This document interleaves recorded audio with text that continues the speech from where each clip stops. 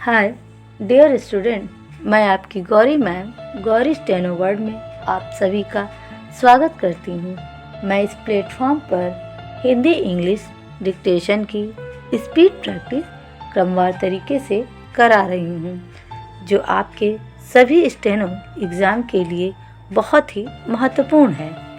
तो आइए अब डिक्टेशन स्टार्ट करते हैं। Magazine exercise 10 start. सभापति महोदय, आज हमारे देश में जो ऊपर से लेकर नीचे तक शिक्षा दी जा रही है, उसमें व्यवस्था ही एक कारण है जिसकी वजह से शिक्षा का स्तर गिरता जा रहा है। मेरा अपना विचार है कि जो शिक्षा प्रणाली है और जिस रूप में शिक्षा दी जा रही है, वही अनुशासनहीनता का भी कारण है।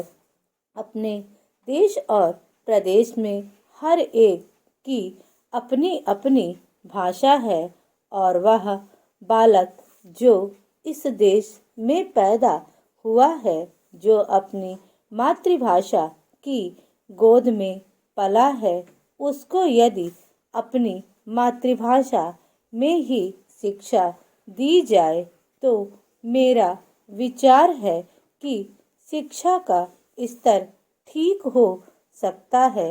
जो सबसे बड़ी भूल और कमी सरकार के द्वारा दी जाने वाली शिक्षा के संबंध में हो रही है, वह यह है कि बालक की मातृभाषा में शिक्षा ना देकर उसको उस भाषा में शिक्षा देने की व्यवस्था की गई है, जो हमारे देश या प्रदेश की भाषा कभी रही ही नहीं।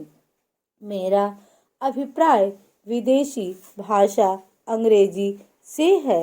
मैं यह मानकर चलता हूँ कि जब से यह भाषा इस देश में आई है, चाहे वह किसी कारण से आई हो, इसे आप भी और इस माननीय सदस्य के सदस्य भी जानते हैं कि उससे बुरे परिणाम ही निकले हैं। कोई भलाई नहीं हुई है। इस देश को जो हानि हुई है वह किसी से छिपी नहीं है। हम देख रहे हैं कि हमारे यहाँ जितना फैशन बढ़ रहा है और जितनी वेशभूषा बिगड़ रही है, वह सब अंग्रेजी भाषा के कारण ही है। जिस समय यहाँ पर अंग्रेजों का राज्य था, प्रायः यह देखने को मिलता था कि वे लोग जो विशेषकर के किसी न किसी तरह से सरकारी पक्ष के ही होते थे, अंग्रेजों से मिलने के लिए जाते समय अंग्रेजी वेशभूषा का ही प्रयोग करते थे।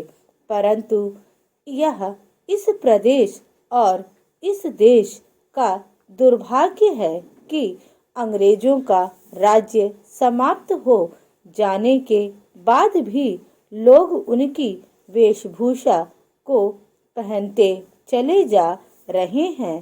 इससे जो प्रभाव हमारे देश के फैशन पर पड़ा, उससे लाभ के बजाय हानि ही हुई और हो ही भी रही है। मेरा ऐसा विचार है कि अंग्रेजी वेशभूषा से इस देश को हानि हुई है।